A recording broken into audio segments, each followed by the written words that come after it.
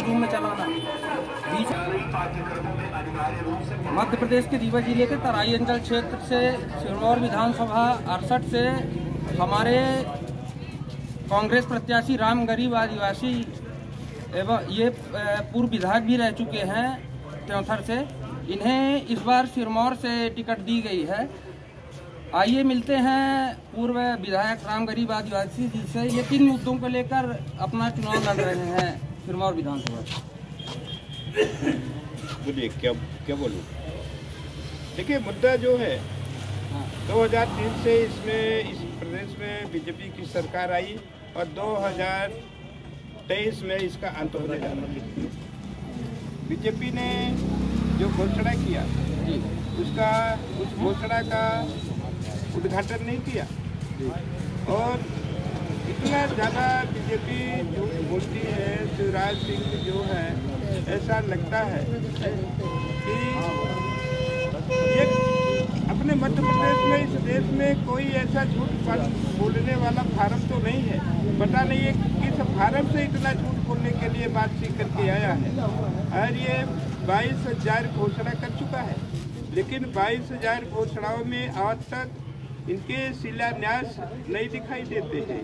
जैसे उदाहरण के लिए इन्होंने 9 जून 2010 को यहाँ पर आदिवासी सम्मेलन में ये शिवराज सिंह चौहान आए थे और कहा था कि हम गढ़ी कोल की मरम्मत कराएंगे और बिरसा मुंडा की मूर्ति का अनावरण कराएंगे। लेकिन 9 जून 2010 से लेकर के 9 जून 2023 को ये फिर से टूठर आए और फिर से उसी घोषणा को रिपीट किया कि हम, लेकिन आज तक वहाँ कुछ समझ में नहीं आ रहा है। नहीं, वहाँ पर तो हम खुद गए थे। अच्छा, कि इसने जो घोषणा किया, जो रिपीट किया, दूसरी बार घोषणा किया, हो सकता है कि रिपीट में चुनाव नज़दीक है तो इसका जो है शिलान्यास किया तो कार्रवाई शुरू हो। लेकिन वहाँ पर देखने में मेरे को मिला कि एक टाली बालू, एक बोरी सीमेंट आज वहाँ पर डॉक्टर कोटगढ़ी के पास उनको नहीं मिला है। मतलब कुछ भी नहीं है वहाँ? कुछ नहीं है। अच्छा, और मतलब घोषणा पे घोषणा की जा रही है, घोषणा की जा रही है। और जो शिक्षित बेरोजगारों के लिए है, शिक्षित बेरोजगारों के लिए विज्ञापन निकाला जाता है। विज्ञापन के आधार पर शिक्षित बेरोजगार बच्चे बहुत से आवेदन करते हैं, फिर वो विज्ञापन परीक्षा नहीं होती है, जिनकी परीक्षा होती है रिजल्ट नहीं निकलता। अगर रिजल्ट भी निकलता है तो इतना भ्रष्टाचार होता है कि परीक्षा देने वाले, मदद करने वाले लोगों को जेल जाना पड़ता है और बहुत से ऐसे लोग हैं कि आत्महत्या करते हैं। कुछ लोग ऐसे हैं जिनकी बीजेपी सरकार द्वारा हत्या कराई जाती है।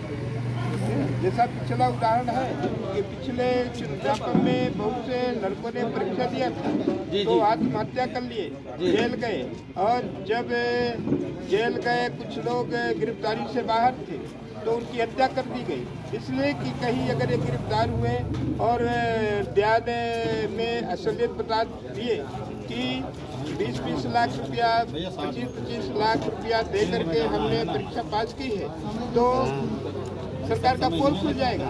उसमें मंत्री भी फंसेंगे और मुख्यमंत्री भी फंसेंगे। तो लाडली बहना के विषय में आप क्या कहना चाहेंगे? लाडली बहना तो ये लाली पाप है, ये तो वोट की लाडली बनाया है। लाडली ये 10 जून 2023 को इसने पैसा देना शुरू किया।